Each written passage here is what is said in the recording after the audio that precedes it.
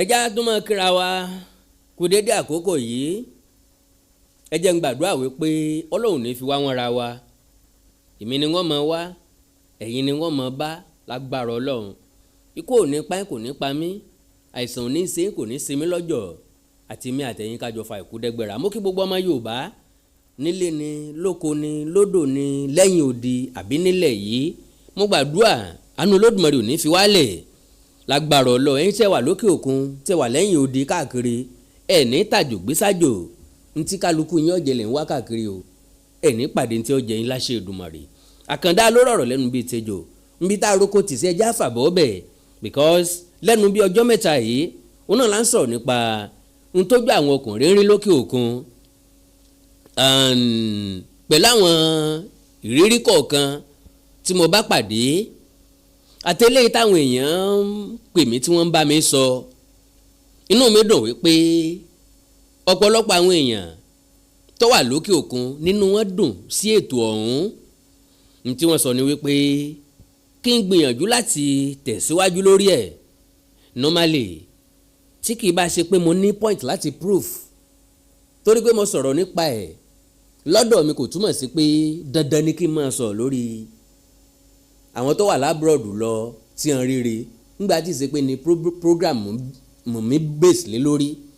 ìtumọ̀ eléyìí ni wípé ìṣẹ̀lẹ̀ tó bá ṣẹlẹ̀ lọ́tún lósì níwájú lẹ́yìn láàrin gbùngbùn òun náà lèmi Àkàndá máa ń discuss current affairs, general thing, politically, religiously, anything, what have you. ìbá jẹ́ cultural things, anything tí ó bá ń lọ láwùjọ ni mo máa ń dá sí. now ṣùgbọ́n kí ni tó jẹ́ kí n interest nínú táwọn èèyàn mi tó wà lókè òkun especially àwọn ọkùnrin ni wípé majority àwọn ìlú tí ń bẹ lókè òkun kò fẹ́ fọ́ àwọn ọkùnrin, àwọn obìnrin ló fẹ́ fọ́. lórílẹ̀‐èdè Nàìjíríà tá a bá bí màá sọ pé baba lọ́lọ́mọ, ṣùgbọ́n lórílẹ̀‐èdè láwọn ìlú òkè òkun ìyá lọ́lọ́mọ ń bẹ o. lórílẹ̀‐èdè Nàìjíríà làwọn ọkùnrin ti bòsì, bóbìnrin bá ṣe ń tí ọ̀dà wàá kẹ́rù ẹ̀ màá kẹ́rù ẹ̀ síta o, wàá lọ kúrò nínú ilé, wàá jáde kúrò nínú ilé. lamẹ́ríkà ní London obìnrin nílé èèyàn ta, mo ti wo fídíò níbi tóbìnrin ti ń da irú ọkọ ẹ̀ síta látòrí òkè, tí ń ju báàgì ẹ̀ sílẹ̀ pọ̀, tí yẹn tó ń bẹ ọ̀ní please now darling please now. ìlú òkè òkun ni mo ti rí tíyàwó pàlẹ̀kùndé tọkọ òní tó bẹ̀rẹ̀ láti ṣe, kò tí lẹ́yìn o, kò fi kánsà sí lẹ́yìn o, kò fi nǹkan kan sí lẹ́yìn o, kò fi hùkù sí o, kò fèsò sí o, kò yí kọ́kọ́rọ́ ẹ̀ o, but ọkọ òní ní àṣẹ àtagbára láti ṣí wọlé padà. inú ẹ̀ ní inú àwọn ìlú òkè òkun lọ́mọ ẹni tí bínú wọlé tí ó sọ̀lẹ̀kùn gbàgà tá à ní lè ṣílẹ̀kùn lé lórí. aláyìn through the privacy o, kátó wí kátó fọ̀ wọ́n ti pọ̀ ọlọ́pàá, kátó wí kátó fọ̀ àwọn ọlọ́pàá ó ti dé, kátó wí kátó fọ̀ wọ́n ti gbé èèyàn lọ sí police station. rádàdà bọ́ ń kú ẹ̀. so gbogbo àwọn yẹn kò jẹ́ kí n interest pẹ̀lú àwọn ìlú òkè òkun. mi blame ẹ̀yin tẹ́ wà ń bẹ̀ o. àwọn èèyàn kan ń bẹ lábúrò tó jẹ́ pé wọ́n ti mọ bá ṣe manage life wọn. ṣùgbọ́n revelation tí mo tún wá ní láàrin ìjẹta sẹ́ni ó tún jẹ́ kí n tún rò pé sẹ́lú èbó ṣé sọ́lọ́ ń da nítorí tèmi ṣá, ṣé wọ́n lè lọ bẹ̀ wọ́n wò ń bẹ̀, ṣé wọ́n kàn bẹ̀ wọ́n wò wọ́n padà ni, kí ni ó gbé mi lọ, bó ni wọ́n ṣe lọ, ṣé wọ́n kàn déédéé ronú pé mò ń lọ Amẹ́ríkà mò ń lọ London ni. because Yorùbá ní ẹni tó gún yẹn jẹ tó kú ó dẹ́rù bẹ́ẹ̀ tó ṣe súnà. kápẹ́ nù ilé yìí nìsín àbí kápẹ́ nù ilé kan láàrin abúlé, ẹ mọ̀ pé lóko ìyẹn la máa ń jẹ lálálẹ́, po pokí po poro poro pokí po poro poro pokí po yàrá ń dìá lẹ́tì mọ́ gbúrò odò yẹn. káwa gbọ́ pé ńgbà tó dìrọ̀lẹ́ gbogbo àti ṣe sùn yẹn síná, ṣùgbọ́n àwọn ìdílé kan tí wọ́n kọ́kọ́ gún tiwọn tán, àwa gbọ́ pé lẹ́yìn tán jẹ yẹn tán bàbá ìyá àtọmọ mẹ́ta àbọ̀mọ mẹ́rin wọ́n jẹ yẹn tán wọ́n kú. ó ti dẹ́rù bà wá tó kù tá a ṣe súnà. ìbẹ̀rù ọba wa ṣé gbogbo ẹ̀ ń bá jẹ yẹn lálẹ́ yìí ni ìyẹn ọ̀pá. ìbẹ̀rù ọba wa ńgbà tẹ èèyàn tá a gbọ́ pé odidi ìdílé kan ti kú báyìí nísìnyí tán bá tún wá ń gbọ́ popopo yẹn ṣé wọn ò ní sọ pé aláìláàánú léèyàn, pé èèyàn ò tiẹ̀ pìtì wọn, èèyàn ò tiẹ̀ káànú wọn rárá ànílegún yẹn tiwa mọ́. gẹ́gẹ́ bẹ́ẹ̀ náà ni ọ̀rọ̀ àwọn èèyàn wa tó wà labroad especially àwọn ọkùnrin mo ní interest nínú àwọn ọkùnrin. Ìdí ni pé gbogbo ayé wa la fi sin ẹbí, gbogbo ayé wa la fi sin ìyàwó, la fi sin ọmọ. Ṣùgbọ́n tí wọ́n bá pajúdà sí yàn nílùú òkè òkun, gbogbo ilé ayé máa sú yàn. Now ẹnìkan pè mí, ó bá mi sọ̀rọ̀, ó ní Mr. Awikonko, inú mi dùn pẹ̀lú program tẹ́ ṣe yìí o, ṣe ra wa ta wà labroad, n tójú wa ń rí exactly bó ṣe rí lẹ́sí sọ yẹn, but tí nǹkan tẹ́ ẹ̀ràn ti fi kún ni pé ṣe ra àwọn ọkùnrin tí wọ́n ń pàyàwó wọn yẹn kì í ṣe torí pé àwọn ìyàwó wọn disrespect wọn, torí pé wọn ò fún wọn lówó ni wọ́n ṣe ń pa wọ́n. Nǹkan kan wà ń bẹ̀ tó jẹ́ hidden one táwọn èèyàn ò tètè mọ̀, ó ní òun wọ́n sọ fún mi. Màá ní excuse kí ni nǹkan náà? Ó ní majority àwọn ọkùnrin ọ̀hún táwọn ìyàwó wọn ti report wọn fáwọn ọlọ́pàá, táwọn ìyàwó wọn ti fọlọ́pàá mú, táwọn tí wọ́n ti rán lẹ́wọ̀n tí wọ́n padà dé, wọ́n ní ìgbé ayé wọn ò kí ń balance mọ́. Ilé ìtóbìnrin ti lé ńlé tí ò ní bùjókòó, tí ń sùn káàkiri, ìgbé ayé ò balance mọ́. Majority nínú àwọn tí ń ṣiṣẹ́ wọ̀nyí, àní majority nínú àwọn ọkùnrin tó wà labroad tó ń ṣiṣẹ́ intelligence, bóyá wọ́n ṣiṣẹ́ pẹ̀lú àwọn ọlọ́pàá, bóyá wọ́n ṣiṣẹ́ pẹ̀lú àwọn ọlọ́pàá nú, bóyá wọ́n ṣiṣẹ́ pẹ̀lú àwọn security agents labroad. Èèwọ̀ ni ó gbọ́dọ̀ report wọn, ìyàwó wọn ò gbọ́dọ̀ mẹ́jọ wọn wá, ọmọ wọn ò gbọ́dọ̀ report wọn.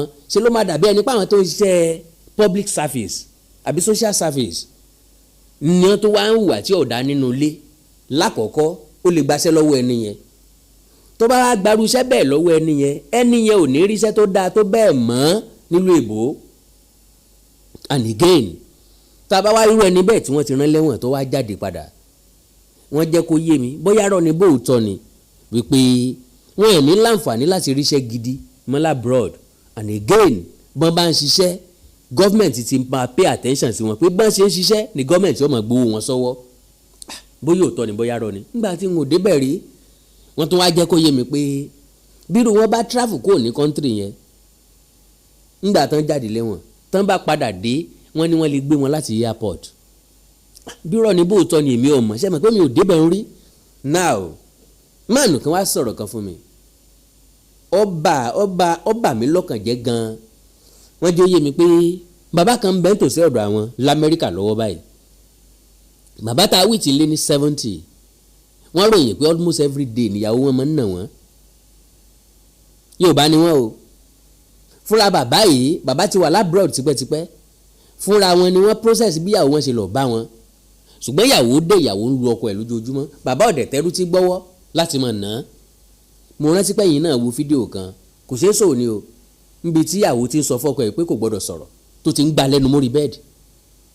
Nígbà tí mo kọ́kọ́ wo fídíò yẹn mo rò pé prank ni, nígbà tí mo wò mo rò pé comedy ni àbí wọ́n ń ṣe drama ni. But later ni mo wá rí àwọn ọ̀rẹ́ ẹni yẹn tán dó sẹ́yìn kámẹ́rà tán sọ fún màá yẹn pé kó stop ẹ̀ tí ò dá mọ́, tó ní tó fi lè stop ni pé kọ́kọ́ mọ́ sọ̀rọ̀ mọ́, ọkọ ẹ̀ dẹ̀ sọ pé òun lè dákẹ́, but still ọkọ ẹ̀ ò síwọ́ sókè láti nà, ó dẹ̀ ń fọ́ lẹ́nu mọ́bẹ̀, ó dẹ̀ ń gbà lẹ́nu mọ́bẹ̀. I was like, ṣé ìlú èbó náà lélẹ́yìí, kán má bàa deport man yìí náà lélẹ́yìí. Ọlọ́run má jẹ́ ó jẹ́ mi o, tó bá jẹ́ jọ́ náà ni wọ́n deport mi, jọ́ náà ni wọ́n délé o. Bí ṣe ń gbà mí lẹ́nu mọ́bẹ̀ òun, n ó gbìyànjú láti gbá tèmi, n ó wà di ẹrù mi, n sì máa sáré bọ̀ Nàìjíríà tó bá possible bẹ́ẹ̀. Because lílù táwí ti pọ̀ jù, ká lè yàn gbà ń lẹ́nu lẹ́ẹ̀kan ó ti dáa jù. Ọ̀rẹ́ méjì dúró, ìyàwó sì ń nọkọ ẹ̀ lójú wọn, wọ́n dẹ̀ lè dá sí. Wọ́n sàn sọ pé àwọn ọ̀rẹ́ náà tún sọ pé kí woman yóò stop ẹ̀. Ó ní àìkọ́ àwọn stop ọ̀ǹtí tí ò bá tọkọ ò bá sọ̀rọ̀ mọ́. Ó fò sọmọ lọ́rùn, ń gbà lẹ́nu mórí bẹ́ẹ̀dì. Ọkọ sà sí báyìí náà ni pé I won't beat you, I won't do anything, I won't touch you. Wọ́n rò pé ìlú kan lọ́sọ̀yàn di dèndè ní báyìí. Wàá bọ́kọ rẹ dánrú ẹ̀ wò ní Nàìjíríà, especially kọ́ bá gbèrò ṣerú ẹ̀, gbogbo ojú ẹ̀ yóò ti demarcate ẹ̀. Now that is ẹyọ kan. Ẹnìkan tó wá sọ̀kan fún mi pé ìyẹn mọ̀ já àyàn láyà gan-an. Ọkọ ti wà l'Amẹ́ríkà ó ti pẹ́, oge ọgàn, ó bá invite ìyàwó ẹ̀, ó process ẹ̀, ó fún lẹ́tà, òun ló sanwó físà, ọkọ ló sanwó ticket. Wọ́n jẹ́ kó yé mi pé moment tíyàwó yẹn land l'Amẹ́ríkà ọkọ ẹ̀ ò tí ì dé láti wá gbé ó ti dá àwọn ọlọ́pàá dúró ipò kan tí ọkùnrin tí ń bọ̀ wá gbé òun pé ó ní jìbìtì ẹ̀dá kan ni pé ó dangerous gan o pé ó burú gan o pé aláìda èèyàn kan ni o. My dear brothers and sisters, lo and behold, mo mọ̀ wípé ẹni tó sọ fún mi ò parọ́. Wọ́n ní airport ń bẹ̀ ni wọ́n ti gbé ọkọ ẹ̀ o láti ibẹ̀ náà ni gbèsè ayé ẹ̀ ti ruin láyé ẹ̀ ti bàjẹ́ tán pátápátá. Question mi ni wípé ẹ̀ṣẹ̀ kí ni máàlù yìí ṣe ìyàwó ẹ̀ tí ò lè dáríjì? Kí ló gbọ́? Kí ló dé tó fi ṣe bẹ́ẹ̀? Ṣé wọ́n ti bímọ fúnra wọn? Tán bá bímọ fúnra wọn kí ni pòyísà àwọn ọmọ yẹn nígbà tán bá béèrè bàbá wọn níbo ni ó sọ pé òun ràn? Because wọ́n gbé máàlù yẹn láti ibẹ̀ wọ́n gbé lọ sẹ́wọ̀n. Lélẹ̀ tó túmọ̀ sí pé ìyàwó ti ní another agenda, ó ti ní another mission bí ṣe ń bọ̀. Possibly ó ṣeéṣe kó ti negotiate pẹ̀lú another ọkùnrin tán ti jọ sọ̀rọ̀ tẹ́lẹ̀ tẹ́ni tó sọ̀rọ̀ fún mi gan o mọ̀ tí máàlù tó jọkọ̀ ẹ̀ náà mọ̀ bọ̀ tèmi ronú débẹ̀ pé ó ṣeéṣe ni o. Mi sọ pé bẹ́ẹ̀ gangan lórí o pé woman yìí ti ní negotiation mi, ó ti ní another offer tó dáa ju tọkọ ẹ̀ lọ. Ṣùgbọ́n tó mọ̀ wípé dídé sọ́dọ̀ ọkọ òun yóò mú nira bá òun, kò ní jẹ́ kó wọ́n gbádùn gbèsè ayé tó ń fẹ́ gbádùn, kó ti wá sọ bí ó ṣe ṣe fẹ́nitán jọ. Because ńgbà tí wọn ò tí ì gbé ọ délé bó ló sì fẹ́ mọ ilé ibi tẹ́ ń lọ, that means ó lánàá place tó ń lọ. Mo kàn ní kí n hàdí yẹn kó lè mọ báwo ni ìgbésí ayé àwọn èèyàn ṣe rí ní ìlú òkè òkun. Mo wá ní story ńlá kan tí mo fẹ́ wá sọ fún ọ nípa ti máàlù kan. Ẹ má jẹ́ ń dárúkọ ìlú, ká sọ pé láti Ìjẹ̀bú àbí láti Abẹ́òkúta. Ẹ fún mi ìṣẹ́jú méjì, mò ń bọ̀. God bless you.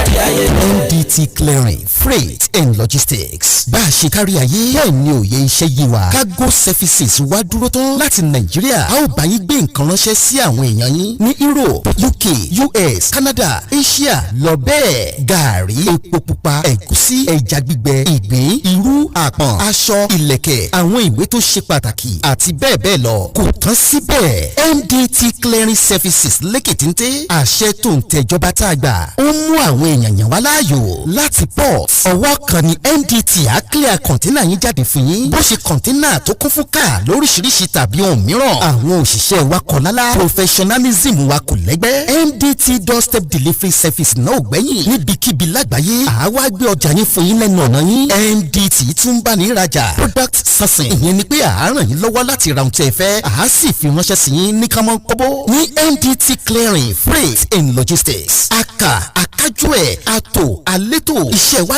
yàn. Ó yanjú lówó péréte. Ẹ máa bọ̀ lórí ilé-iṣẹ́ MDT ní nọ́mbà 22 Latif Salami Street, Ajao Estate, Ìkẹjà, Lagos. A sì tún ní ẹ̀ka káàkiri orílẹ̀-èdè Nàìjíríà. Ẹ bá wa sọ̀rọ̀ 0818-231-1480 àti 0912-907-4004. Bákan náà, ilé-iṣẹ́ MDT lókè òkun wà ní Toronto, Canada. Please call +1647-289-5364. Website www.mdtfreights.com. MDT Clearing, Freight and Logistics. Assure delivery. Mo kí gbogbo etí tó ń gbọ́ wa nílé, mo sì kí gbogbo ojú tó ń wò wá nílé pé ojú tẹ́ fi ń wò wá ò ní fọ́, etí tẹ́ sì fi ń gbọ́ wa ò ní di. Orúkọ tèmi ni Godwin tí gbogbo ẹ̀yin èèyàn mọ̀ sí Ìyá Ìjẹ̀bú. Gẹ́gẹ́ bí ẹ ṣe mọ̀ ní ìṣe wa, wípé ìlera yín òun ló jẹ wá lógún. A tún ti dé bí a ṣe ń dé o. Gbogbo ẹ̀yin tí ẹ ní ìṣòro tó jẹ́ pé ọkùnrin tó dàbí obìnrin nínú ilé, ọkùnrin tí ò lè ṣojúṣe pẹ̀lú ìyàwó ẹ kàn sí iléeṣẹ́ Godwin. Ẹ̀yin tó jẹ́ pé pépà lẹ máa ń kà lálẹ́, ẹ má ka pépà bò, ẹ kàn sí wa. A ní pákéjì oríṣiríṣi fún yín, a ní 3-in-1, a ní 2-in-1 fẹ́yìn ọkùnrin tó lè jẹ́ kẹ́ tó máa jẹ́ kẹ́ ṣe bó ṣe yẹ kẹ́ ṣe. Bákan náà ni ìṣòro tí a ń pè ní arthritis yìí ó ń ṣọkùnrin ó ń ṣobìnrin, orúnkún ríro, ìbàdí ríro, ọrùn ẹsẹ̀ ríro, ẹlòmíì ó lè jẹ́ osteoarthritis lónìí, ẹlòmíì rheumatoid arthritis, ẹlòmíì ìdẹ̀rẹ̀ kò ní lè bẹ̀rẹ̀ mú nǹkan lẹ̀, ẹlòmíì ò lè bẹ̀rẹ̀ kírun, ó ṣeé ṣe kó jẹ́ sciatica ni, ó ṣeé ṣe kó jẹ́ lumbar spondylosis ni, ẹlòmíì ìdẹ̀rẹ̀ arthritis ni. Tó bá ti di pé ìbàdí ń ro ẹ̀ ò lè bẹ̀rẹ̀, ẹlòmíì orúnkún ríro, ẹlòmíì ẹsẹ̀ á máa gbóná, ẹlòmíì àpapọ̀ rẹ̀ á máa gbóná, ẹlòmíì ẹsẹ̀ á máa gbọ̀n, ẹlòmíì ara á máa tá, orí á máa tá, àpapọ̀ ara á máa tá. Ẹ kàn sí iléeṣẹ́ Godwin Ìyá Ìjẹ̀bú. Ẹlòmíì ò lè fóòjì ọwọ́ ẹ̀ báyìí, gbogbo ọwọ́ á máa ró. Gbogbo ẹ̀yin tẹ́ tí ń lò náà ẹ máa jẹ́rìí sí i. Ẹ kàn sí iléeṣẹ́ Godwin Ìyá Ìjẹ̀bú. Bákan náà ni àwọn èèyàn tó ń tọ̀ ìtọ̀ àtọ̀jù. Ìtọ̀ àtọ̀jù yìí ó ṣeé ṣe kó jẹ́ pé prostate enlargement ni. Fún ẹ̀yin ọkùnrin tẹ́ ti lé lọ́mọ 40 ọdún tẹ́ bá ní prostate enlargement, ẹ lè máa tọ̀ léraléra. Ẹlòmíì ò ní rí tọ̀tọ̀ rárá. Ẹlòmíì ìdẹ̀rẹ̀ tó bá fẹ́ tọ̀ á máa ní ìrora. Ẹlòmíì ìdẹ̀rẹ̀ kó tó débi tó máa tọ̀ sí ìtọ̀ yìí ti máa jábọ́. Ṣùgbọ́n obìnrin ní a máa tọ̀ léraléra kó tó débi tó máa tọ̀ sí ìtọ̀ yìí á ti máa jábọ́. Ó ṣe é ṣe kó jẹ́ weakness of bladder làwọn ní, àbí kó jẹ́ infection, àbí kó jẹ́ diabetes insipidus tí a mọ̀ sí àtọ̀gbẹ. Ìyẹn náà lè fà á ká máa tọ̀ púpọ̀ jù. Ẹ kàn sí iléeṣẹ́ Godwin Ìyá Ìjẹ̀bú. Èyíkéyìí tó lè fà á kẹ́ ẹ máa tọ̀ púpọ̀ jù ara iṣẹ́ wa ni, lára iṣẹ́ tèmi jogún látọ̀dọ̀ bàbá mi. Àtọ̀jù yín gbogbo ẹ̀ ó sì padà sí àyè ẹ̀ bó ṣe tó àti bó ṣe yẹ. Bákan náà ni àwọn tó ní hepatitis, ooru inú ẹ̀dọ̀ ni. Ṣùgbọ́n tí hepatitis bá ti pẹ́ lára, ó lè ba ẹ̀dọ̀ jẹ́, ó lè fà á kéèyàn ní enlarged liver, ó dẹ̀ lè fa oríṣiríṣi ìṣòro sí ẹ̀dọ̀ yẹn. Ẹlòmíì á máa ní àmì bí kínú máa dùn, bí kójú máa pọ́n, kítọ̀ ẹ̀ máa pọ́n. Ẹlòmíì dẹ̀ kò ní rámì rárá, bóyá lọ ṣàyẹ̀wò wá kàn sọ fún pé ó wà positive, ẹ kàn sí wa. Ẹlòmíì dẹ̀rẹ̀ ó lè jẹ́ liver cirrhosis lòun ní, èyíkéyìí tí ẹ ó ìbàjẹ́, ẹ kàn sí iléeṣẹ́ Godwin Ìyá Ìjẹ̀bú. Bí mo ṣe sọ̀rọ̀ yìí tẹ́ ní prostate, ó jẹ́ prostate enlargement ni, ó jẹ́ prostate cancer ni, ẹ kàn sí wa. Pẹ̀lú ògo Ọlọ́run ẹ ní rí bákan náà mọ́.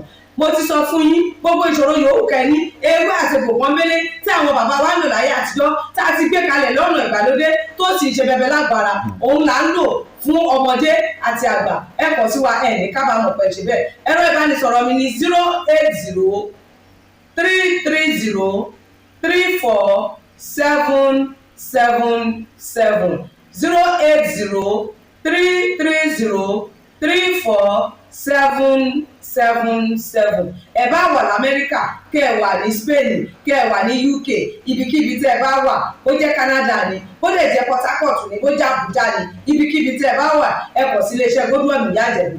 Ẹ bá mi sọ̀rọ̀ lórí WhatsApp, ẹ lè pè mí, ẹ lè fi voice note lẹ̀, ẹ lè fi message lẹ̀ lórí WhatsApp, máa dá yín lóhùn bó ṣe tó àti bó ṣe yẹ. Gbogbo ibi tẹ́ ẹ bá wà lè gbòógì wá máa dé, ẹ sì ní kábàámọ̀ pé ẹ kàn sí iléeṣẹ́ Godwin Ìyá Ìjẹ̀bú. Ẹlòmíì apákan ara ẹ̀ á máa kú, kí ló fà tápákan ara fi ń kú? Ẹ kàn sí wa, ẹ máa mọ̀. Ẹlòmíì ọrùn àdédé máa steve, ẹlòmíì àyà ló máa dùn, ẹlòmíì ẹ̀gbẹ́ ló máa dùn, ẹlòmíì á máa wúkọ́, ó lè wúkọ́ kókó ti wà lẹ́nu ẹ̀ tipẹ́tipẹ́ tí ò sì ní lọ. Ẹlòmíì ìdẹ̀rẹ̀ ó máa ní ìṣòro àti breathe in oxygen, breathe out carbon dioxide. Àwọn á máa ní ìṣòro, á máa ní kàtà gbogbo ìgbà. Kí ló fà? Ó ṣeé ṣe kó jẹ́ asthma ni, ó ṣeé ṣe kó jẹ́ bronchitis, ó dẹ̀ ṣeé ṣe kó jẹ́ pneumonia cough nìwọ ní. Tó bá ti kàn sí wa, èyí tó bá jẹ́ nú ẹ̀ ló máa dìtámì irú egbògi tá a lè kẹ́ra láti lè ṣe wa. Ẹ ṣe mọ̀, mo ti sọ fún yín o, ẹ̀rọ ìbánisọ̀rọ̀ wa 080 330 34777.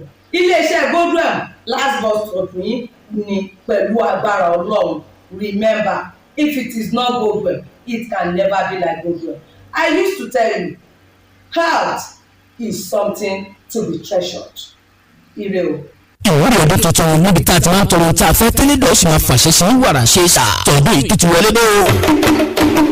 ọ̀rọ̀ ni ọmọ ṣẹ́bi lájẹ́ ẹ̀yà àwòrán máa làkúlà sọ̀rọ̀ ọ̀gbọ̀gbẹ̀ kan ọ̀gbọ̀gbẹ̀ kan gbogbo owó borí ìwé kò wọ́n pariwo ajé tantan gbogbo ẹ̀dá yìí pátá tó fẹ́ gbẹ́gbẹ́ pé lọ́wọ́ lẹ́nu iṣẹ́ òfẹ́ máa rí tajé ṣe kó sọ̀rọ̀ kó bóde pàdé ìṣègùn àtàlójú ayé àti lójú ọ̀run ẹni tó ń wá àwọn ọlọ́jọ́ tó ti pẹ́ ìjákulẹ̀ lórí ìwé ìròyìn gbogbo ìgbà òtún rí jẹ̀rí mu tẹ́lẹ̀ ṣàdédé ní gbogbo nǹkan lọ́dún rẹ̀ bì tètè máa bọ̀ níbi ìwúrí ọdún tuntun yìí èyí tó máa wáyé fún ọjọ́ mẹ́rìndínlógún gbáko ní December ọdún tá a wà yìí kó wá tọrọ gbogbo ohun tó fẹ́ fún ayé rẹ̀ wọ́n ti dáadáa káwọn alálòó sì máa fàṣẹ sí lójú ẹsẹ̀ àwọn tó gbá lọ́dún tó kọjá ohun tí wọ́n fẹ́ ti tó wọn lọ́wọ́ wọ́n ti ń gbé ìgbésí ayé ìrọ̀rùn báyìí ìwé náà má ṣàfihàn ẹ̀wọ̀n agbọ́ ẹ̀yin tẹ́ bá wà lọ́nà tó jẹ́ lórílẹ̀‐èdè Nàìjíríà àtẹ̀yìn tẹ́ wà ní ìpínlẹ̀ orílẹ̀‐èdè ní Áfíríkà tó fi wọ́n ẹ̀yin tẹ́ wà nínú òyìnbó tẹ̀lé ráyè wá síbi ètò yìí físíkàlì ẹ̀wọ̀n fòyà sọ̀rí pé ìwúrí ọdún tuntun yìí bá ti ń lọ lọ́wọ́ ní December àwọn aṣọ fídíò kan pẹ̀lú yín tí kálukú dẹ̀ wá ṣe ìwúrí rẹ̀ lẹ́yọ kọ̀ọ̀kan ní ìwé kan ìwọ kan tó lóyìnbó ń pè ní one-on-one táṣọ ó dẹ̀ wá dùn lójú ẹsẹ̀ privacy yìí jẹ́ wálé gidi gan ni o àwọn tí yóò máa súnlẹ̀ fáwọn èèyàn níbi ètò yìí mọ́mọ́mọ́ gbogbo wọn wà àwọn alálẹ̀ ló ń gbẹnu wọn ṣàṣẹ elédùn àlọ́ fi ṣẹ́ra wọn bóyá tó bá wà ní Nàìjíríà tàbí any country ní Áfíríkà ó sì jẹ́ lóyìn ìlú ló wà tètè pé àwọn hotline wa yìí kó book sílẹ̀ +234915049170 tàbí +234915049169 tó fi wọ́n +234703185437 ẹ̀yin tí ẹ bá wà ní ìpínlẹ̀ Ògùn àtàgbègbè ẹ̀ lè pèsè iléeṣẹ́ wa láti lọ book a wà ní number 55 OEA compound along Old Ondogbowe Express Road adjacent Bola Farm Junction Ìjẹ̀bú Ìlẹsẹ̀ nípínlẹ̀ Ògùn tàbí kẹ̀kẹ́ sí OEA Apps and Stop Spices lórí Facebook at OEA_Abba lórí Instagram website wa ní www.oea/abba.com email address wa ní appscopes2019@gmail.com níbi ìwúrí ọdún tuntun tó máa wáyé ní December ọmọ ọba ọlọ́mùlẹ́kan lóhùn aláṣẹ OEA Apps and Stop Spices ló ní pé tèmi tiẹ̀ ò ní sọ̀rọ̀ ṣe o èé ṣe. well ẹ káàbọ̀ padà now mo á sọ̀rọ̀ wípé mo ní story tí mo fẹ́ sọ lónìí gangan ẹni tó ṣẹlẹ̀ sí ń bẹ láyé ó wà láàyè ojú rẹ̀ rí àtàlátà bàbá alárùbá now àkọ́kọ́ mi ò ní dárúkọ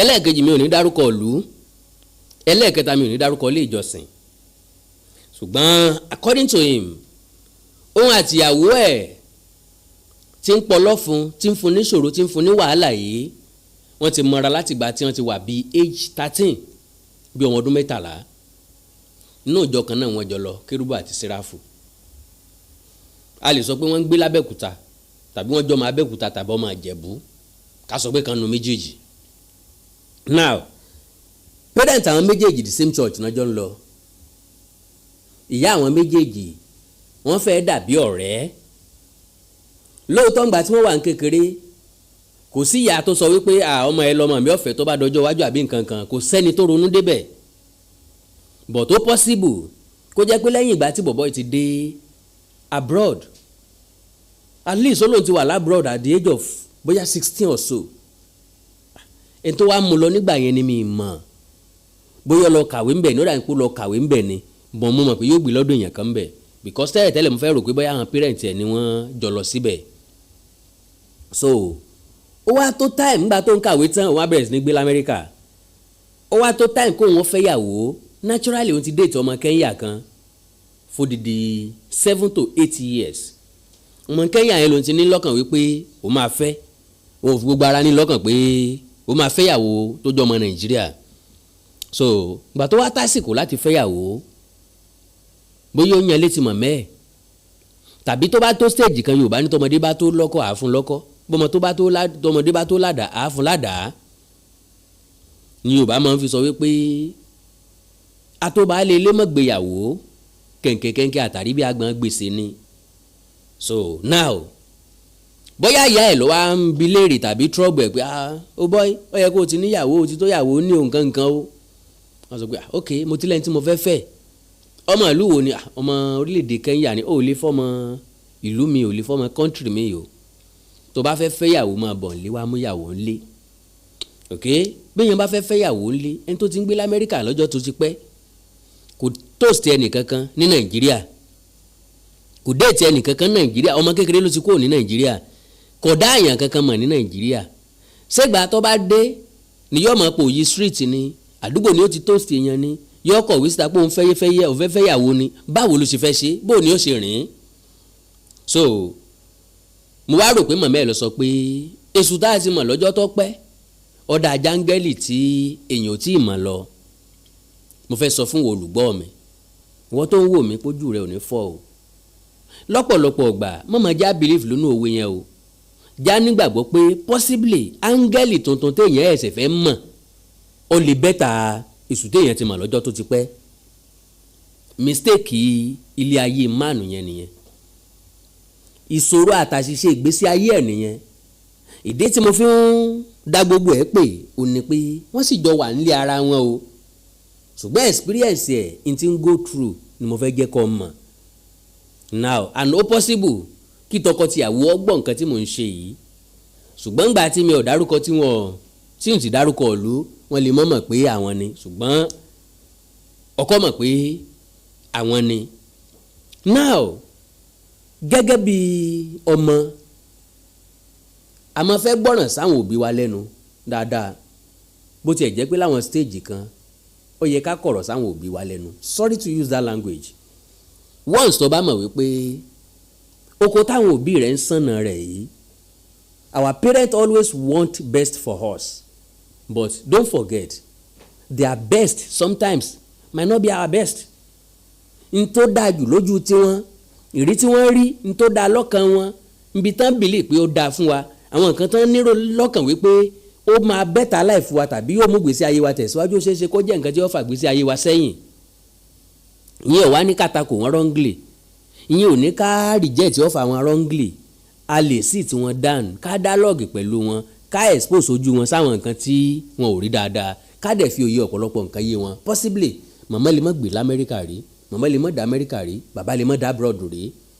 now nígbà tí màmá yìí wá sọ pé èṣù táwọn ti mọ̀ lọ́jọ́ tó pẹ́ ọ̀dà jángẹ́lì táwọn ò tí ì mọ̀ lọ wọ́n wá rí fàṣí lady yẹn bọ̀bọ́ yẹn náà wá wò pé tòótọ́ dẹ̀ ni o ìbá àjọ ń lọ church àdè tí mo láti wá kékeré kò yẹ kí introduction wa ó lè le kódà tó dé wọ́n ti bá màmá yẹn náà sọ̀rọ̀ àwọn méjèèjì náà ti ń sọ̀rọ̀ kó tó di pó dé ìgbà tó dẹ̀ dé lọ́kàn tiẹ̀ ó wá ṣègbéyàwó. ẹrú ìbámọ̀ kó ṣègbéyàwó kó fìyàwó sílẹ̀ sábẹ́ òkúta ń bẹ̀ kó máa gbé ń bẹ̀ kó máa tìlú òkè òkun wálé wá sọkọ ẹ̀ níbẹ̀ ógé ọ̀gàn níbi tá a bá gbé lo nìṣúrẹ́ ní bá ní gbé ó kíyàwó lápá mọ́lẹ̀ ó mú fò ọ̀dà Amẹ́ríkà ìyàwó bímọ kínní ìyàwó bí kejì ìyàwó bí kẹta ló bá pàwàdà bí ọ̀gá ìyàwó bá change totally with the influence of her parent mọ́mí ẹ̀ dáàdì ẹ̀ àbúrò ẹ̀ ó dàbí ẹni pé gbẹ́ ẹnìkan ni ò bá wọn lọ́wọ́ sí kí ni nǹkan tó ṣẹlẹ̀ God bless you. now lẹ́yìn tó bí ọmọ kẹta ọkọ yìí ní ọkàn déédéé dijọ́ kan ibi tó ti kọ́kọ́ bẹ̀rẹ̀ ni pé lára àwọn neighbor àwọn bíi kóun wọ́n bá obìnrin kan nínú lẹ́gbẹ̀ẹ́ ilé àwọn àbí nítòsí ilé àwọn kóun wọ́n bá nínú ilé òun pẹ̀lú ọmọ tí wọ́n ń bẹ̀. wọ́n á pè ìyàwó sí kọ̀rọ̀ wípé ìlú tá a wà yóò dàbí Nàìjíríà o kì í ṣe ìlú tí wọ́n ti máa ń ní familiarity o àwọn ọmọ tó mú wọlé yìí to the extent pé ó dàbẹ́ ni pé àwọn yẹn ti ń fọmọ sọ́dọ̀ ẹ̀ bóyá ń lọ bí iṣẹ́ wọn á fọmọ tí ń gbà tó ń lọ anywhere because èròǹgbà ti ọkọ kó tó di pé ó mú wá sí Amẹ́ríkà ò ní pé ó ti kọ́kọ́ wò ó iṣẹ́ ìwò ni yóò mọ̀ sí tó bá dá Amẹ́ríkà lọ́kàn ẹ̀ tíṣà níyàwó ẹ̀ ní Nàìjíríà ó dẹ̀ gúùdù ní teaching tó bá dá Amẹ́ríkà tó ń gba láńsẹ̀sì fún tó ṣàwọn exam kan tó go through àwọn processing kan tó bá di professional teacher níbí báyìí yóò mọ ríṣẹ́ ṣe yóò dẹ̀ mọ́ gbowó tiẹ̀ kó tó di pé mo lọ sí Amẹ́ríkà ó bá gbà wíwá sí Nàìjíríà ó ní bóyá tó bá máa sọ bí tó sọ ìwé yẹn sí lọ́la lókù ó dá Amẹ́ríkà ńgbà tó dá Amẹ́ríkà kò mú nǹkan kan ṣe gbogbo àwọn tó ń advice ẹ̀ pé kò sí pátápátá ni ò ṣe bùkátà ẹrù ilé nílùú òyìnbó kò dùn ún gbé fẹ́ nìkan ṣoṣo ìyẹn ti kọ́kọ́ ń gbìyànjú láti fàjà láàrin àwọn because lọ́kàn òun ṣáà ń gbìyànjú wípé dandan kó wà nǹkan kan ṣe tó ń bá pe bàbá ẹ̀ tàbí òun pe mọ̀mọ́ ẹ̀ nǹkan máa sọ ni wípé wò ó alágẹmọ ti bímọ ẹ o àìmọ́jó ọwọ́ àwọn alágẹmọ lọ́wọ́ o ẹ̀yin méjèèjì ti di tọkọ tìyàwó ó yẹ kẹ́ lè manage ara yín ó yẹ kẹ́ lè bára yín sọ̀rọ̀ bó bá ṣe wù yẹn ṣe lólé ayé yín láì mọ̀ wípé woman yìí àtàwọn parent ẹ̀ wọ́n ní mission níbi tí mo dé tẹ́lẹ̀ ni pé ó má lè jò wá sílé ọkọ wa ló ń sọ fún un pé n tó ń ṣe yìí àwọn ọmọ tó wà nulẹ yìí tẹ́nìtì bá ṣẹlẹ̀ sí wọn mi ì mọ kankan pẹ́ o because sometimes àwọn ọmọ kéékèèké a máa ṣe jura wọn lọ tàbí ju nǹkan téèyàn ní kàn ṣe lọ nígbà míì ọmọ tẹ́ ẹ mú sínú ilé ẹ mọ báwo ni sùúrù rẹ̀ àti wàwá rẹ̀ ṣe pọ̀ tó àwọn ọmọ kan bẹ tó yẹ pé ọmọdé ni wọ́n tán bá tẹ́ bá mú ọdẹ lé gbogbo wáyà lé ni wọ́n máa fà bọ́ ọmọ bá fa wáyà tó bá gan mọ́lé èmi ò sí ń bẹ̀ o má mọ ọmọ ọlọ́mọ wánu lé mọ́ o ìyẹn kọ́kọ́ ń dìjà díẹ̀díẹ̀ láàrin wọn ó kàn wá dijọ́ kan ó ní wọ́n kàn pé ń láti police station bóyá police station náà ni wọ́n ń pè ní America I don't know àwọn ọlọ́pàá sá pé hello Mr. Alágbájá is that Mr. Alágbájá ó lóun sọ pé bẹ́ẹ̀ ni ok a fẹ́ kó o gbé oúnjẹ wá fún ìyàwó ẹ̀ àtàwọn ọmọ mẹ́ta ní ọ́fíìsì wa ìyẹn wá sọ pé kò ń gbóúnjẹ wá fún wọn sorry o òun ò lè gbóúnjẹ wá o ìdí àkọ́kọ́ ni pé ó ń gbọ́mọ̀ wípé wọ́n wà ń bẹ̀ yẹn ìdí ẹlẹ́ẹ̀kejì ni pé kò sí gbólóhùn aṣọ òun ò dé lé wọn jáde ní tó bá mú wọn débẹ̀ yẹn náà ni kàn fi wá nǹkan tán fẹ́ jẹ later wọ́n arrest man yẹn so now ngbà tí wọ́n arrest ẹ̀ wọ́n restrict ẹ̀ láwọn ibì kan because ẹjọ́ tí àwo lọ rò ń bẹ̀ ni pé ó ti àwọn síta bọ́dẹ̀ ṣe ti àwọn síta yẹn ó lè ṣèjàmbá fún òun àtàwọn ọmọ torí ẹ̀ ló jẹ́ káwọn gba police station wá ni ò jẹ́ káwọn ó lè gba ilé lọ mọ́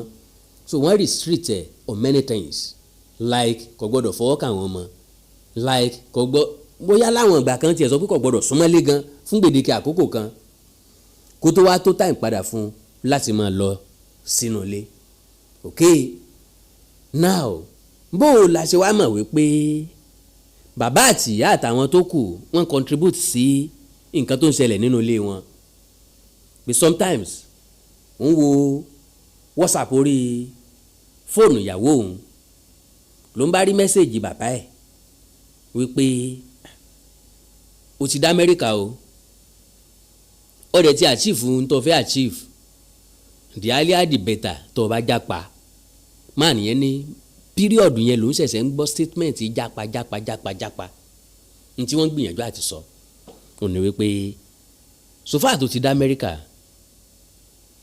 tọ́dẹ̀ ti níwèé gbèlú tọ́dẹ̀ ti bímọ kọ́mọ̀ jókòó ti yọ̀ọ̀dà ẹ̀sùn tẹ́rẹ̀ǹtẹ́rẹ́ kọjára ẹ̀ kó kúrò ní ọ̀dọ̀ bọ̀bọ̀ yẹn bí ọba wa lọ kò ní lọ lọ́fẹ̀ẹ́ o ẹ mọ́ gbàgbé o wọn ò kì í fẹ́ lọ lọ́fẹ̀ẹ́ ọlọ́wọ́ kọ́kọ́rọ́ wọn ò ní ṣe kọ́ mọ́ fi kọ́gi kò ní ṣe kó fi kọ́gi èèyàn ni ó fi kọ́ ìdá kan kọ́kọ́ bà tọkùnrin yẹn jẹ́ kan ó tó lọ ìsídà kan kọ́kọ́ rán lẹ́wọ̀n kan frustrate life ẹ̀ tí ó fi misbehave táwọn ọlọ́pàá ó fi gbé tí wọ́n fi gbé lọ sẹ́wọ̀n because ọlọ́pàá máa ń gbọ́rọ̀ obìnrin labroad especially America London ọlọ́pàá máa gbọ́rọ̀ ọmọdé ju ọ̀rọ̀ ọkùnrin lọ so now wọ́n sì jọ wà lọ́dọ̀ ara wọn mọ́mẹ́ǹtì tí márùn yẹn ti mọ gbogbo nǹkan tó mọ̀ yìí ó wá rí gbogbo àwọn mẹ́sẹ̀gì bíi àbúrò ẹ̀ mọ̀mẹ́ ẹ̀ bàbá ẹ̀ bí wọ́n ṣe ń kọ against òun so wá rí pé nìkan tí ò wà part to it lẹ́ni tó jẹ́gbẹ́ ọkùnrin now bó lè ṣe wá jọ ń gbé ó láwọn jọ ń gbé ẹ máa ń lọ lẹ́mọ̀ àfi ń lọ láfẹ̀ ni òun ṣe jẹ́jẹ́ ni ní tó bá ti fẹ́ ló ń bá fẹ́ kódà ó lè pariwo mọ́ pé kó ń jókòó síbẹ̀ yìí ó máa jókòó síbẹ̀ ni òun ò fẹ́ kẹ́nìkan kan ó rí nǹkan kan kọ́ lọ́rùn tó fi máa fi ẹ̀sọ̀ pẹ̀lẹ́ gbélé ayé òun tó ń bá rò wípé fọkànbalẹ̀ òun bẹ́ẹ̀ ń bẹ̀ tọ́lọ́n bá sọ pé fọkànbalẹ̀ òun ò sí ń bẹ̀ kò sí problem tí fọkànbalẹ̀ ò bá sí nínú ìgbéyàwó tádùn ò bá sí nínú ìgbéyàwó tí ayọ̀ ò bá sí nínú ìgbéyàwó kí ayọ̀ wà nínú ilé ayé òun ló kù eléyìí tó kù ni bóun ṣe fẹ́ fi ọgbọ́n gbélé ayé òun tó kù tóun dẹ̀ lè tọ́jú àwọn ọmọ tó bí fóun òun ní sọ pé òun ò tọ́jú òun náà o òun máa tọ́jú ẹ̀ o gbogbo ohun tó bá ń fẹ́ pátápátá lòun ò máa ṣe fún un ṣùgbọ́n òun ò ní jẹ́ kẹ́nì kankan rí ẹ̀sùn kankan sí òun lẹ́sẹ̀ now ńbo ni mo wá fẹ́ sọ̀kalẹ̀ sí ibi tí mo fẹ́ sọ̀kalẹ̀ sí lélẹ́yìí ó ní pé ẹ̀mí èwo ní gbé àwọn obìnrin wá wọ̀ nílùú òkè òkun àwọn nurse là ń sọ tẹ́lẹ̀tẹ́lẹ̀ ilé ò tí ì ṣe nurse, kò tí ì di nǹkan kan, kò tí ì ṣe anything. Now tá bá wá bẹ̀rẹ̀ lọ́wọ́ ara wa, ìgbéyàwó for better for worse ni máa ń jẹ́ láàrin adult méjì tí wọ́n ríra wọn, bára wọn sọ̀rọ̀, tí wọ́n dẹ̀ wúra wọn láti fẹ́ra wọn. Kí wá ló dé tó jẹ́ pé láàrin àkókò kan á ti máa ro yíyapa. Ojú tá wá fi ń gbọbẹ̀ nǹkan la fi jẹ̀kọ. Ojú tá fi sọ̀rọ̀ dídùn fúnra wa, tẹ́tí dídùn síra wa, gbéra wa lórúkọ dídùn, honey, my love, my sugar, my pie, my kìnìkan, my sweetie, my sweetheart, my darling. A kàn wá dédé change all of a sudden. A dẹ̀ wá ní nǹkan mìíràn lọ́kàn ju láti báyé ẹni tá a pè lọ́kọ wa jẹ́ lọ. Kí ni ń ṣẹ̀yìn obìnrin l'Amẹ́ríkà, ní London, káàkiri ìlú òkè òkun?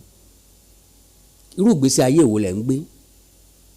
Kí lẹ fẹ́ sọ fáwọn ọmọ yín lọ́jọ́ ọ̀la?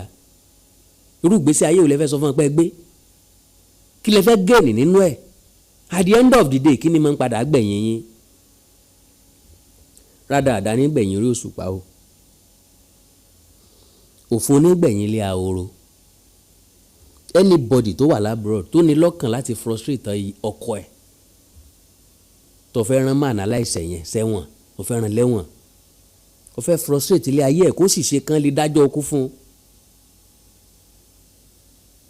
Òfo ní ọgbẹ̀yìn yín o. Mi ò sọ wípé àwọn ọkùnrin tó wà nílùú òyìnbó gbogbo wọn ló clean tàbí saint 100%. Èmi alára tí mò ń sọ̀rọ̀ yìí kò sí ní tó clean lára mi, kò sí ní tó saint lára mi. A manage ara wa ni. Àwọn ọ̀jọ̀gbọ́n ti wí fún wa tẹ́lẹ̀ pé marriage is managed. We manage experience, we manage resources, we manage character, we manage behaviours, we manage everything. Ìdí ni pé wọn ò bí wa nínú ilé kan náà. Tán bá bí wa nínú ilé kan náà, tẹ̀gbọ́n tàbúrò máa ń yàtọ̀ síra wọn, Táyé àti Kẹ́hìndé máa ń yàtọ̀ síra wọn. Ìkan yọ ọmọ gidi, ìkan yà pàpà ńlá gi. Ní máa pé èmi ò jẹ ní oṣù, ó ti ẹ̀ jọmọ́ mi ọ̀jọ́ dádì ẹ, tá a lọ́jọ́, ìwẹ́ ò dáa rárá, ó ti ẹ̀ tún jọ́ kejì ẹ̀ tán jọ bí ń jọ kan náà. A máa wáyé bẹ́ẹ̀ o. À ń bọ̀sibọ́sì ẹni tán bí láti ilé kan, tàbí ẹni tán bí láti ìlú kan, tàbí ẹni tán bí láti ìpínlẹ̀ míì, tó wá fọkàn sí pé ìwà yín ò jọra, ìṣe yín ò jọra, wáyé tá a lè manage ara wa. Kí ló dé tá à ń ronú nípa àyapa tàbí tó máa mú àyapa, tá a ronú mọ́ lórí nǹkan tó lè so wá pọ̀, lórí nǹkan tó lè fún wa nífẹ̀ẹ́, lórí nǹkan tó lè fún wa lálàáfíà, lórí nǹkan tó lè fún wa ní ìbàlẹ̀ ọkàn, lórí nǹkan tó lè fún wa ní ìsinmi, lórí nǹkan tó lè fún wa ní ìgbé ayé ìdẹ̀rùn. Kò sí ìgbé ayé ìdẹ̀rùn bíi tí ọkọ bá ti ń gbé lọ́tọ̀, tíyàwó ń gbé lọ́tọ̀. Fún àwọn ọmọ Yorùbá lọ wọ́n bọ̀ wọ́n ní níbi tí erin méjì bá ti jà, koríko abẹ́ ẹ̀ nìyà ó jẹ o. Ìyàwó tọ́rán kọ lẹ́wọ̀n, àwọn ọmọ ti di ọmọ tí bàbá wọn lọ sẹ́wọ̀n, wọ́n ti dọmọ ẹlẹ́wọ̀n already. Dáàdì yín kọ́, they won't be proud of him. Now ńgbà tá yẹ ẹnìyẹn wá bàjẹ́ tó bá padà dé ni ó wà dé torótoró làwọn ọkùnrin yẹn fi ń ṣìwà o. Mi ò kí wọn pé gbogbo wọn ni wọ́n ṣe ń tó dáa o. Mi ò kí wọn pé gbogbo wọn ni wọn ò misbehave o. Ṣùgbọ́n irrespective of mi misbehave ọkùnrin, we men are just like kids. We are like babies. Tóbìnrin bá mọ bá ṣe ń treat wa, á dẹ̀ gọ̀. Àbẹ́yìn obìnrin kọ́ lẹ́fọ̀ọ́ ra ọkùnrin lórí báyìí. Darling, lẹ́fọ̀ọ́ pa wálé gọ. Tó jẹ́ pé gbogbo tẹ́ bá ní a máa ṣe lámáa ṣe. Lẹ́fọ̀ọ́ wẹ́lòmíì láyà wálé báyìí, yóò fẹ́ transfer gbogbo owó tó wà ní àkáǹtì ẹ̀ fún yín. So yàtọ̀ sí bébì, bẹ́ẹ̀ bá ṣe manage wa lè ti máa jèrè wa sí. Ẹ̀yin obìnrin tó wà labroad, ẹ má bínú o. Do you know wípé àwọn nǹkan tí ń ṣẹlẹ̀ yìí kò sí nǹkan méjì tí ó ṣe ju pé yóò ṣàkóbá àwọn míì tó fẹ́ mú ìyàwó wọn lọ. Mo ti rọ́kùnrin tó pè mí pé láéláé òun ò lè mú ìyàwó wá sábúrò Amẹ́ríkà mọ́ o, láyé tó ń fi jáde láyé. pé kó wá ṣàbẹ̀wò lásán gan kò lè ṣẹlẹ̀. ó ní ntọ́bìnrin ti fojú òun rí lóòótọ́ lòun ó rì márì tóun bá ti wá rì márì kíyàwó dúró sí Nàìjíríà kóun ó dúró sí abroad ntẹ́ sọlé ayé wọn dànù o. well ọ̀rọ̀ pọ̀ tí mo fẹ́ sọ lórí ọ̀rọ̀ àwọn tí wọ́n pa ìyàwó wọn l'Amẹ́ríkà ní London eléyìí tí wọ́n bá mi sọ tó fresh ni mo ní kí n tó fi refresh memory yín kí n tó jẹ́ kẹ́ ẹ mọ̀ wípé mẹ́wàá ń ṣẹlẹ̀ lọ́wọ́lọ́wọ́ láwọn ìlú òkè òkun tí ó jẹ́ pé àrùn mọ́ra ni ìsòkìjì pa á. well mo mọ̀ pé wọ́n ti sọ̀rọ̀ tó jẹnu lọ ṣùgbọ́n sí gbogbo èèyàn kọ́ ni yóò jẹ́ mo ní kí n rán in létí ni reminder lórí ọ̀rọ̀ FM radio project mi eléyìí tí mo ní lọ́kàn àlá ni o kọ́lọ̀ wọn jẹ́ òdò òótọ́ níbi tí mo ti nígbàgbọ́ nínú Ọlọ́run pé yóò ṣeé ṣe yes project of multi-millions naira ni ṣùgbọ́n mo nígbàgbọ́ nínú Ọlọ́run tálíkà Ọlọ́run ni mi o wọ́n rò pé èèyàn tálíkà ju èkúté ṣọ́ọ̀ṣì lọ you are talking about me but when I have God I have many things I have anything I can do anything with him with God all things are possible tó mi ìrora mi pín rí ṣùgbọ́n síbẹ̀síbẹ̀ náà mo nílò ìrànlọ́wọ́ àwọn èèyàn tọ́lọ̀ wọn ràn sí mi wọn á mọ̀ bóyá ẹ̀yin ni yóò jẹ́ tẹ́lẹ̀tẹ́lẹ̀ mo sọ pé mo nílò èèyàn 500 tí yóò assist me with 100,000 naira at least láti bá mi gbé ẹrù yẹn débì kan mo ti ṣàlàyé àwọn nǹkan tí mo fẹ́ fowó ṣe fún yín I will need close to 200 million naira reason ni pé màá need the building fúnra lára mi àìdẹ̀mọ̀ nǹkan tó entail láti ní radio station so oríṣiríṣi nǹkan ló jẹ mọ́ yàtọ̀ sí transmitter èlò ní transmitter ló kéré jù license lára tí ó gbowó lọ ni so mast ní building ní oríṣiríṣi nǹkan ló rọ̀ mọ́ studio gan ẹrù ni and so nǹkan tó lára àwọn nǹkan tí yóò gbọ̀n wó lọ nù gbogbo àdánù láwọn nǹkan tí dọ́là ń sọ nísìn kò dẹ̀ sí lè tó wà ń bẹ̀ ìkọ̀ọ̀kan la máa ríra Nàìjíríà lẹ́yìn àwọn microphone kankan ìyẹn la máa ríra Nàìjíríà a lè rí transmitter ra Nàìjíríà àfẹn tó bá fẹ́ ta second hand fún yàn lókù n tó dẹ̀ ṣe second hand ta ló mọ̀ anybody tó bá dẹ̀ fẹ́ ní radio station dandan ni kò ní transmitter méjì ìkan gbọ́dọ̀ wà gẹ́gẹ́ bí backup kọ́lọ́mọ jàre o n tí àrà thunder tó ń ṣe lára transmitter kò ń ṣe kékeré gbogbo àwọn tí àrà ń ba transmitter wọn jẹ́ wọ́n pray ẹ̀ bẹ́ẹ̀ kò wọ́n bẹ́ẹ̀ ṣùgbọ́n kò sẹ́ni tó lè díṣẹ́ Ọlọ́run ọba lọ́wọ́ so irrespective bí tí ò kọ́ jẹ́ any radio station gbọ́dọ̀ ní transmitter méjì ìkan lẹ́ẹ̀ máa lò ìkan máa wà fún backup so at least more than 21 years of experience ní broadcasting mo mọ bí mo ṣe lè manage radio station Ọlọ́run nínú àánú ẹ̀ yóò pèsè fẹ́yìn náà kẹ́lẹ́ bá ṣe mí láàánú bẹ́ẹ̀ bá wà nínú àwọn tọ́lọ́run ràn sí mi ẹ já sọ̀rọ̀ lórí WhatsApp láti gba can number +234 904 851 9362 +234 904 851 9362 bẹ́ẹ̀ bá wá fẹ́ account number mi GT Bank ni orúkọ tó wà ń bẹ̀ The Values Heritage Ventures account number 05 15 37 37 53 05 15 37 37 53 anu Olódùmarè ní fi ń sílẹ̀ then ẹ like ẹ follow page mi lórí Facebook Awikonko live Akandoro Awikonko ẹ subscribe sí YouTube channel mi Akandoro Awikonko TV Awikonko TV ẹ wá dé Yorùbá TV àti bẹ́ẹ̀ bẹ́ẹ̀ lọ bẹ́ẹ̀ bá ní nǹkan pàtàkì tẹ́ fẹ́ kájọ sọ lẹ́ẹ̀kan sí ẹ já sọ̀rọ̀ lórí WhatsApp nìkan +234 904 851 9362 +234 904 851 9362 èdè àti àṣà Yorùbá ò ní wọ́ mi orílẹ̀-èdè Yorùbá ò ní dàrú ìlú ẹnìkọ̀ọ̀kan wa yóò tòrò mẹ́nimẹ́ni àjùwàṣe o. Awikonko Development Fans Club ilé aláyọ̀ ilé wa.